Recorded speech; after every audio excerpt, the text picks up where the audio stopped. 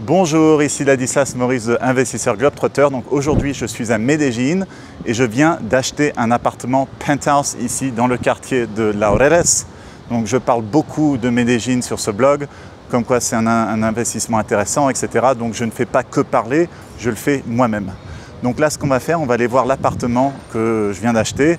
Donc je viens de recevoir les clés hier et on va aller faire une étude de cas de cet appartement avec Juliana, mon agente ici. On va aller voir le prix de l'appartement, combien j'ai payé, les prix des rénovations, aussi quel est le loyer que je pense pouvoir en tirer, quel sera mon marché cible et tous les frais en termes de l'entretien, des frais de copropriété, taxes foncières, etc. pour arriver à un rendement net. Allons-y. Donc voici le bâtiment. Vraiment dans un bon quartier, tout près de Unicentro. Alors Juliana, ça va? Ça va et toi? Très bien, très bien. Donc, tu vas nous montrer l'appartement? Allez, Très bien, on va faire tous les chiffres. Donc, il y a un garde à l'entrée, donc de 7 h du matin à 4 h de l'après-midi. Voilà, comment ça? Donc l'appartement vient avec 2 places de parking parce qu'il est énorme. Il est donc de 247 mètres carrés. Donc j'ai 2 places de parking et aussi un petit endroit pour ranger des affaires. Voilà. Donc une de ces, je ne sais pas c'est laquelle exactement, mais j'ai une de ces petites portes. c'est toujours pratique. Hein. Ouais.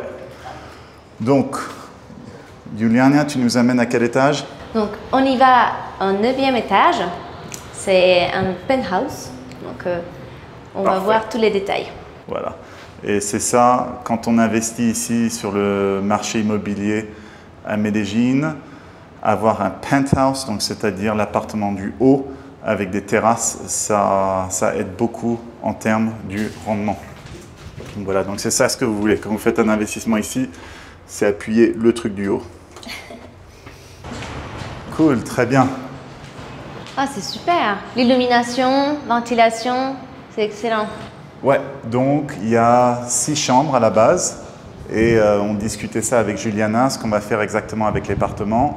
Et donc on pense réduire ça à 5 chambres. Et après on va vous expliquer pourquoi. Donc est-ce que tu peux nous expliquer un peu quel est le marché, quel type de gens cherchent à louer des appartements de 5 chambres comme ça dans les bons quartiers de Medellín? Donc ici, justement, on se focalise sur un marché, on va dire, américain. Par exemple, où dans chaque chambre, on va avoir sa propre salle de bain. C'est super important d'avoir cet espace privatif, d'avoir cet espace pour chaque personne. Donc, c'est l'idéal ici. Bien évidemment, il y a des travaux de rénovation car il n'y a pas 5 salles de bain dans ce moment. Mais c'est le but. C'est l'idée d'avoir chaque espace privatif, chambre avec salle de bain, plus un espace coworking où les gens ils vont pouvoir partager et tout l'ensemble de la maison. Voilà, donc ça c'est important. Donc par exemple ça, on doit refaire à l'américaine, donc détruire ces murs, faire tout open space. Ici les chambres sont assez grandes, donc l'appartement c'est 247 mètres carrés, donc c'est un monstre, c'est vraiment très grand. Donc ça c'est une des chambres et tout l'appartement est très clair. Donc là on ira juste repeindre, refaire le sol, on va repeindre un peu ça. Ici, on va casser ça et on va aller un peu dans la cuisine derrière et faire une autre salle de bain parce que justement, il n'y a pas de salle de bain pour cette chambre. Ça, c'est une autre. Oui, je pense que c'est aussi important de remarquer la différence. Moi, j'ai eu l'opportunité de vivre en France pendant 5 ans et des fois, il n'y a pas de problème de partager une salle de bain, juste avoir un espace pour dormir. Mais c'est vrai que dans la mentalité américaine, c'est super important d'avoir une chambre, un espace avec salle de bain privative. Donc c'est pour ça l'idée de faire tous les travaux de rénovation pour avoir tout le marché qui s'intéresse. Ouais, et ça c'est vraiment important. C'est quand on investit dans des endroits comme la Colombie, comme l'Équateur, comme le Mexique, les Européens arrivent avec une mentalité d'Européens et cherchent à faire des trucs, faire des petites économies ici, des petites économies là, ah ça passera, ça ira. Mais la réalité, c'est que les Américains pensent très différemment. Et quand vous avez quelque chose de bien, ils sont vraiment prêts à payer le prix. Donc avoir un appartement qui peut être sur, vous allez voir, il y a un deuxième étage, il y a des terrasses, il y a tout ce qu'il faut, et essayer de faire des petites économies en arrivant en tant qu'Européen, oui, mais en fait, pour ce marché, vous allez vous tirer une balle dans les pieds. Donc il faut vraiment refaire les choses bien. Et les Américains, quand ils sont contents, ils payent. Et c'est comme ça que vous avez du rendement. Donc là, il faut tout refaire. Même genre des détails. Voilà, ça c'est une douche colombienne. Voilà, les Américains, souvent ils sont plus grands, donc il faut relever tout ça. Donc il faut rentrer vraiment dans tous ces détails. Donc tout à refaire. Donc l'appartement, je l'ai payé 165 000 $ américains pour les 247 mètres carrés. Donc là, il y a un autre truc. Ce qui fait à peu près 680 $ par mètre carré. Donc vraiment pas cher. Mais bon, il y a des rénovations à faire. Donc ici, il y a un autre balcon avec des belles vues. Et tu peux nous expliquer un peu le quartier, Juliana? Les vues, c'est incroyable. C'est des très belles vues. Donc là, on est à Laureles. Il y a plein de commerces, il y a plein d'endroits à visiter, des parcs, des zones vertes. Donc c'est vraiment un endroit stratégique dans la ville. Et les Américains sont un peu paresseux. Faut dire ce qu'ils n'aiment pas beaucoup marcher. Et donc il y a un des plus gros centres commerciaux de Medellín, Unicentro Laureles, qui est juste là à 4 minutes de marche. Donc ça, les Américains, ils peuvent réussir. Donc soit ils commandent la nourriture chez eux, soit ils peuvent marcher 4 minutes et il y a un gros food court avec toute la nourriture d'Américains qu'il leur faut.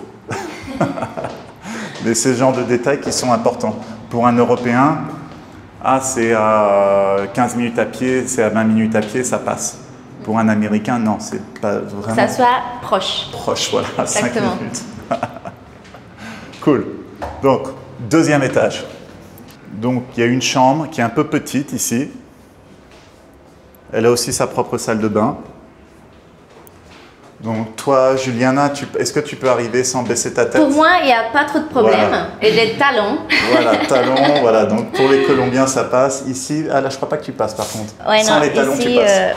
Ouais. Voilà, ok. Bon, moi, il faudrait faire des travaux de rénovation sûrs et certains. Voilà, donc ici...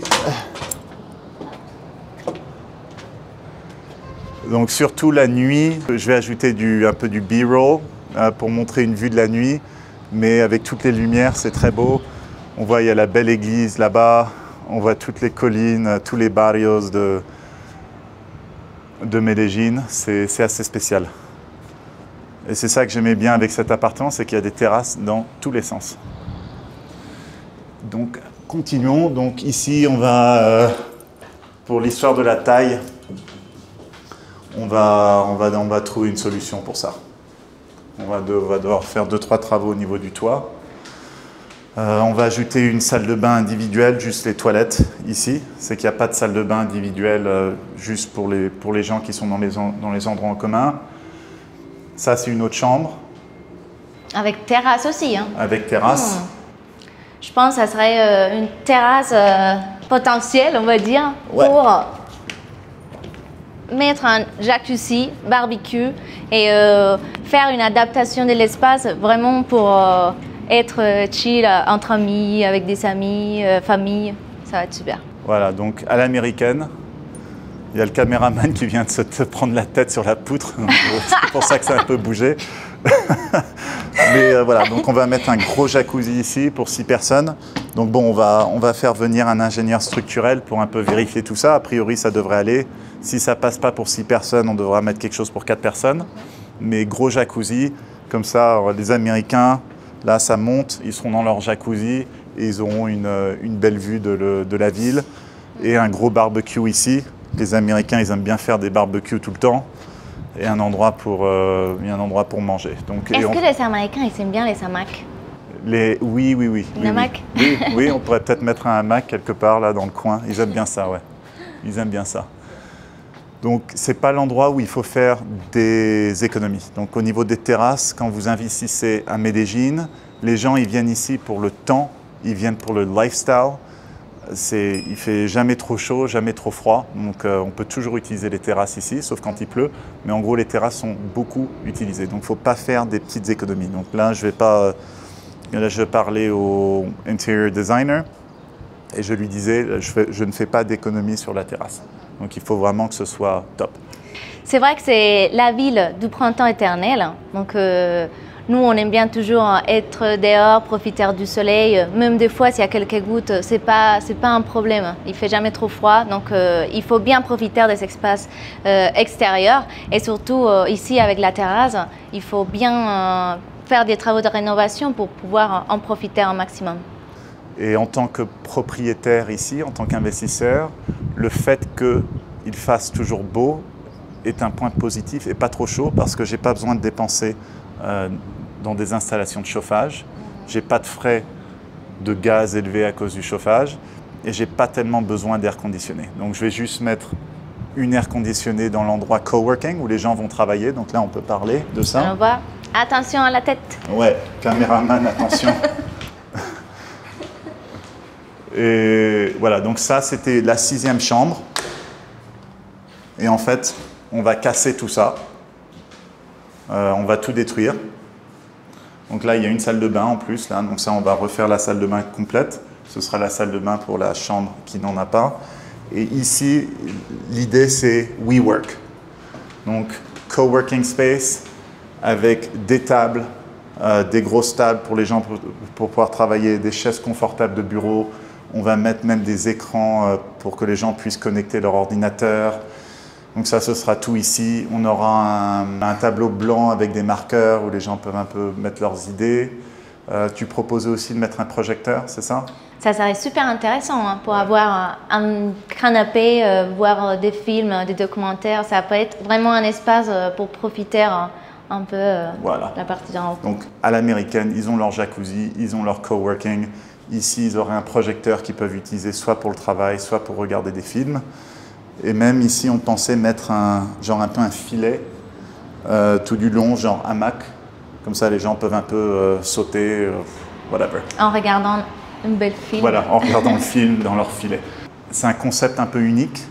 Donc, gros penthouse, bien placé, avec le jacuzzi, avec tout ce qu'il faut, et un vrai coworking space. Pas juste un petit bureau avec une chaise dans chaque chambre, mais vraiment un vrai coworking space. Donc l'idée sont des Américains, c'est aussi peut-être des gens qui ont une start-up, qui sont en train de commencer un projet ensemble, qui veulent être tout le temps ensemble, travailler. Un appartement comme ça, ce serait tout à fait parfait pour eux. Et ils pourraient sans doute aussi faire un peu des économies parce qu'ils n'auraient pas de loyer à payer autre part pour un bureau ou aller à WeWork dans un coworking, payer je ne sais pas combien par mois pour chaque personne. Donc là, ils pourraient vraiment tout avoir sur place. Mais pour un coworking, il me faut aussi un espace café, thé. Est-ce que tu as déjà pensé à ça? Oui. Et des tables, parfait. Voilà, donc petite cuisine ici avec un bar. Donc un gros bar, comme ça le bar est utilisé pour le coworking et pour le jacuzzi. Comme ça, sera rempli de bière, de vin, de tout ça. Les Américains, ils aiment bien boire la bière, donc il faut toujours des très gros frigos pour mettre beaucoup de bière. Donc c'est un peu le marché. Super. Donc en termes des prix de rénovation, donc Juliana m'a introduit à plusieurs personnes qui font des rénovations, qui ont fait des rénovations pour ses clients dans son agence. Là, j'ai 3 compagnies de rénovation qui sont en train de venir avec leurs architectes. On est en train de regarder tout ça. Les estimations pour l'instant, pour refaire un peu tout ce que j'ai donc parlé, à peu près 80 000 $. Voilà, on verra au fur et à mesure. À peu près 80 000 $, ce qui nous ferait arriver à un coût total avec les frais de notaire et d'avocat au moment de l'achat, à peu près à 250 000 $. Donc en gros, vraiment, j'essaye d'arriver à ça, à 1 000 $ le mètre carré pour cet appartement, ce penthouse complètement rénové. Donc c'est ça mon objectif. Et je me dis, si j'ai ça, c'est vraiment une bonne affaire. Si je devais acheter un appartement un peu dans cet état-là, mais dans le même quartier, Juste un appartement normal, pas tout en haut, pas un penthouse, de 2-3 chambres, comme ça aussi où il y a des rénovations. Combien est-ce que je paierais à peu près au mètre carré? Ici, dans ce secteur, nous pourrons parler de 1000 euros, 1000 dollars le mètre carré. 1000 $, oui. 1000 euros, je dirais même, c'est que c'est un peu 1000, Oui. 1100. Donc en fait, quand on arrive dans des marchés comme la Colombie, où il n'y a pas beaucoup de prêts bancaires, les gens, le prix au mètre carré sur les énormes propriétés est beaucoup plus bas en fait. Donc ça me permet, quand j'arrive avec pas mal d'argent, d'acheter pas cher au mètre carré. Et après, je mets ça dans les rénovations plutôt que de m'acheter 2 petits appartements. Et après, j'ai quelque chose vraiment d'unique qui sera difficile à recopier. Je ne vais pas avoir 10 concurrents sur le marché avec un concept similaire. Et qui prend toujours de la valeur, surtout Voilà. dans ce quartier-là, ce secteur, c'est vraiment un secteur intéressant et potentiel dans la ville. Donc c'est Ouais. intéressant. Très bien, donc on n'a qu'à aller parler des prix un peu au niveau des loyers. Donc une fois que tout est bien refait, combien de loyers est-ce que tu crois que je peux en tirer par mois? Bon, par mois, nous pourrons envisager approximativement 3000, 3100 dollars par mois, ce qui pourrait être intéressant aussi quand on fait la comparaison avec les coûts total de la maison avec les rénovations. Ouais, donc 3100 $, c'est très faisable, sans doute un peu plus, mais bon, on préfère être un peu conservateur au niveau des chiffres. Donc si c'est 4-5 Américains qui restent là-dedans, pour eux, c'est vraiment pas grand-chose, puisqu'ils sont habitués à payer 1500, 2000 $, voire plus, quand ils sont à New York, San Francisco, tout ça. Donc ils viennent ici, ils font des économies, ils ont un appartement qui est bien mieux, ils ont un lifestyle qui est mieux. Donc c'est pour ça qu'il y a tellement de demandes ici pour des appartements. En termes de taux d'occupation, tu t'attendrais à combien? Taux d'occupation 90% Ouais, par an. voilà. Aussi en restant conservateur, parce que ça peut facilement se louer toute l'année. Puisque ce sont des gens qui commenceraient des entreprises, souvent ils loueraient ça pour plusieurs mois d'affilée. Donc ce prix-là inclurait toutes les charges. On va discuter de toutes les charges. Mais voilà, dans les chiffres, personnellement, j'ai choisi de mettre un taux d'occupation de 92%, donc juste un mois de vide sur toute l'année. Parce que je pense vraiment qu'il va bien se louer. Et en termes de frais de gestion, ton agence? D'accord, donc nous, on s'est en charge de toute la gestion de l'appartement. Ça serait un 10% du prix qui s'offre dans le marché. 10%, ok. Et quand vous faites du Airbnb, c'est un peu plus? Oui, quand on fait l'Airbnb, ça serait un 15%. Ok, c'est en gros, il y a une loi en Colombie, plus de 1 mois, c'est pas considéré comme du court terme, c'est considéré comme du long terme. En dessous de 1 mois, c'est considéré comme du court terme. Dans ce bâtiment, je n'ai pas le droit de faire du court terme, je ne peux faire que du long terme. Donc je louerai ça au moins 1 mois à chaque fois. En tenant en compte les régimes de propriété horizontale et où il faut louer minimum 1 mois dans les contrats avec les locataires. Donc c'est important de tenir en compte aussi. Ouais, très bien. En termes de taxes foncières, combien? 833 $ par an.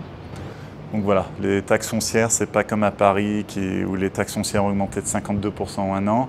Là, c'est pour un appartement de 247 mètres carrés, juste un peu plus de 800 $ par an, donc ça va. En termes de frais d'électricité, d'eau, d'internet, combien à peu près par mois? Prenant en compte qu'il y aurait quand même sans doute 4-5 personnes qui vivraient. Donc les frais d'eau, électricité, internet, à peu près, c'est 240 $ par mois. Ce qui est intéressant aussi en sachant que ça serait une très bonne qualité d'internet si on pense faire un coworking. Ouais, tout à fait. Donc les frais sont vraiment pas trop élevés ici en Colombie. Et en termes des frais de copropriété? En termes de copropriété, ça serait 130 $ par mois. Ok, donc vraiment pas de trop. Après, bon, il y aurait toujours un peu des frais d'entretien. J'imagine les 2 premières années, il n'y aurait pas grand-chose parce que tout serait déjà rénové. Mais tu conseillerais de mettre combien à peu près de côté pour des frais d'entretien? Pour des frais d'entretien, il faudrait tenir en compte 250 $ par mois. Voilà, donc ça prendra en compte s'il faut remplacer des meubles, s'il y a un problème, etc. De manière générale, si les gens cassent, c'est à eux de payer puisqu'il y a un dépôt de garantie. Et s'ils louent à travers Airbnb pour au mois, aussi il y a une assurance avec Airbnb, donc on peut toujours récupérer cet argent. Donc ça nous donne un rendement net donc, sur le prix d'achat, l'investissement total avec les rénovations, d'un peu plus de 9% net de rendement. Donc c'est difficile de trouver des rendements comme ça au Québec ou en Europe, surtout pour du bel immobilier. Quand vous arrivez à avoir du très bon rendement en France, par exemple, en Belgique, vous vous retrouvez dans un petit studio près d'une gare, où c'est des locataires de très mauvaise qualité, etc. Mais ici, vous pouvez avoir des rendements comme ça, encore meilleurs, en payant vraiment pas cher. Et vous avez quelque chose de vraiment superbe. Donc je sais, par exemple, que si tout d'un coup, mon appartement devait ne pas être loué pendant 1 ou 2 semaines, ça ne me dérangerait pas du tout de prendre un vol vers Medellín et de rester ici dans un énorme penthouse et passer tous les soirs à boire des bières dans mon jacuzzi.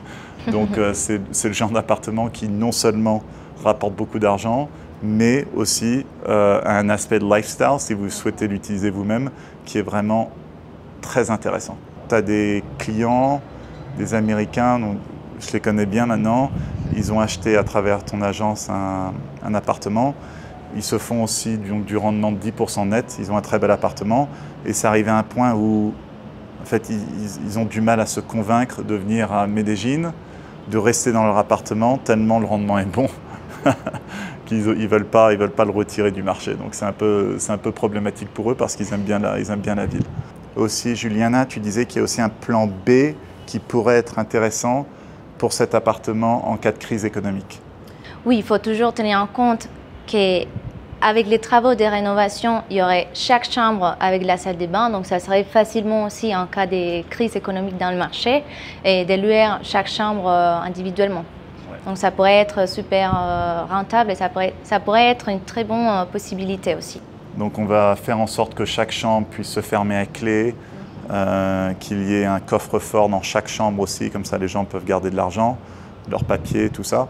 Donc voilà, si les choses ne devaient pas marcher, j'ai toujours l'option où je peux louer les chambres de manière individuelle avec un coworking, où les gens ont accès à un coworking. Donc encore pour des digital nomads, ce serait parfait parce qu'ils peuvent avoir le jacuzzi, une chambre pas trop chère et un coworking. Donc comme ça, ils n'ont pas de frais de café, de tout ça quand ils sortent, ou de coworking où ils doivent payer 20 $ par jour. Ils n'auraient pas à payer ça. Belle vue, excellent météo. Je pense que c'est la totale. Ouais. Donc j'ai écrit tout un article sur le marché de l'investissement immobilier ici à Medellín. Donc vous trouverez un lien en dessous. Donc j'explique les quartiers où il faut investir, les quartiers où il ne faut pas investir, etc. Donc vous aurez vraiment beaucoup d'informations. Et si vous souhaitez faire un investissement immobilier ici ou acheter un appartement pour du lifestyle, donc vous pouvez contacter Juliana. Il y a un lien en dessous avec plus d'informations sur les services de son agence et aussi un email où vous pouvez la contacter directement. Parfait. Ok, très bien. Merci Juliana, beaucoup. Merci beaucoup. Merci. Salut. N'oubliez pas de télécharger mon e-book gratuit 12 erreurs à éviter lorsque l'on investit dans l'immobilier international que vous trouverez sur mon site qui contient aussi de nombreux articles sur l'immobilier et l'expatriation. À bientôt.